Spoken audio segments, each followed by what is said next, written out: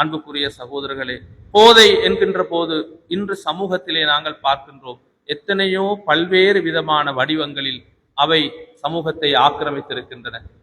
வயது வித்தியாசமின்றி அதன் செல்வாக்கு எங்கும் பரவி இருக்கின்றது. மிக அண்மை கால ஆய்வுகளின்படி தரம் 4, 5 படிக்கின்ற மாணவர்களை கூட இந்த போதைப் பொருள் காவு கொண்டிருக்கின்றது என்று ஆய்வுகள் கூறுகின்றன.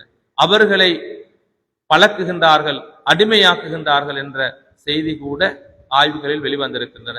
அன்புக்குரிய சகோதரர்களே, எனவே இளம் தலைமுறையினரை அந்த போதை பொருளிலிருந்து பாதுகாக்க வேண்டும்.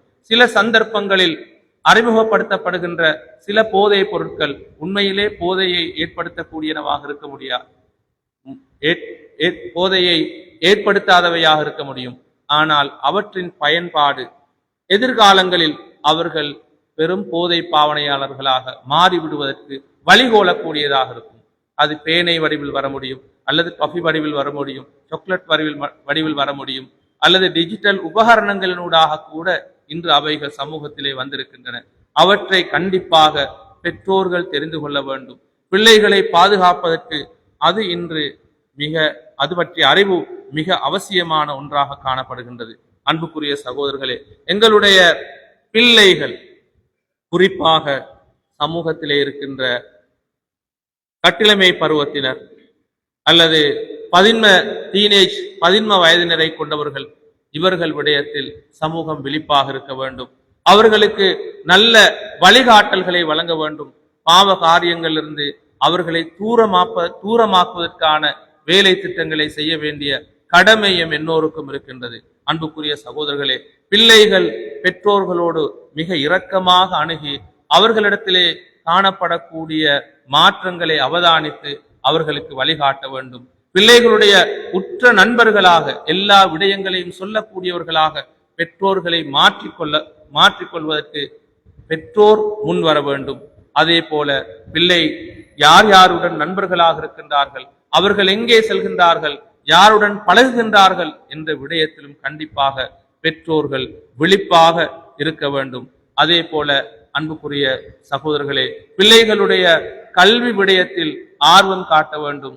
அவர்களுக்கு படிப்பதற்கான வசதிகளை ஏற்படுத்தி கொடுப்பதோடு மட்டுமல்ல, அவர்களை தூண்டிக் கொண்டும் அவர்களை அவதானித்துக் கொண்டும் அவர்களுக்கு சரியான வழிகாட்டலை கொடுத்து கொண்டும் இருப்பது கடமையாக இருக்கின்றது. இல்லாவிட்டால் சமூகம் எங்கோ சென்று தீமையில் அகப்பட்டது, அதன் பின்னர் நாங்கள் அவர்களை திருத்த முயல்வது பயனற்றதாக இருக்கும். எனவே அன்புக்குரிய சகோதரர்களே, இந்த சமூகத்தில் காணப்படக்கூடிய எல்லா வகையான தீமைகளிலிருந்தும் சமூகத்தை பாதுகாப்பது எங்கள் எல்லோருக்கும் தரப்பட்ட கடமையாக இருக்கின்றது.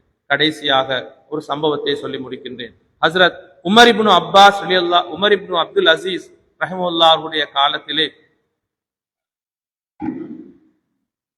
போதைப் பொருள் பாவித்துக் கொண்டிருந்த சில நபர்களை பிடித்துக் கொண்டு அவர் முன்னிலையிலே கொண்டு வருகின்றார்கள்.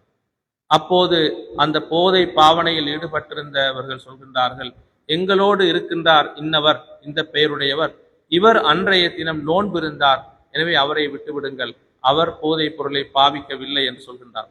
அப்போது உமர் இப்னு அப்துல் அசீஸ் ரஹ்மத்துல்லாஹி அவர்கள் சொல்கின்றார்கள், போதைக்கான தண்டனையை முதலில் அவரிலிருந்தே ஆரம்பியுங்கள். ஏனென்றால் தீங்கு நடக்கின்ற, பாவம் நடக்கின்ற இடத்தில் இருந்து கொண்டு அதனை தடுக்காமல் இருந்தாரே, அதற்காக வேண்டி அவரை முதலில் தண்டியுங்கள் என்று உமர் இப்னு அப்துல் அசீஸ் ரஹ்மத்துல்லாஹி அவர்கள் கட்டளையிட்டார்கள். எனவே அன்புக்குரிய சகோதரர்களே, சுருக்கமாக சொல்வதென்றால், தொழுகையின்மை ஒரு பாவமாக இருக்கின்றது, பொய் ஒரு பாவமாக இருக்கின்றது, சுரண்டல் ஏமாற்று ஒரு பாவமாக இருக்கின்றது, அதே போல வட்டி ஒரு பாவமாக இருக்கின்றது, விபசாரம் பாவமாக இருக்கின்றது, போதைப் பொருட்கள் பாவமாக இருக்கின்றன. எனவே இந்த பாவங்கள் எங்களை விட்டும் நீங்க வேண்டும், சமூகத்திலிருந்து அகல வேண்டும்.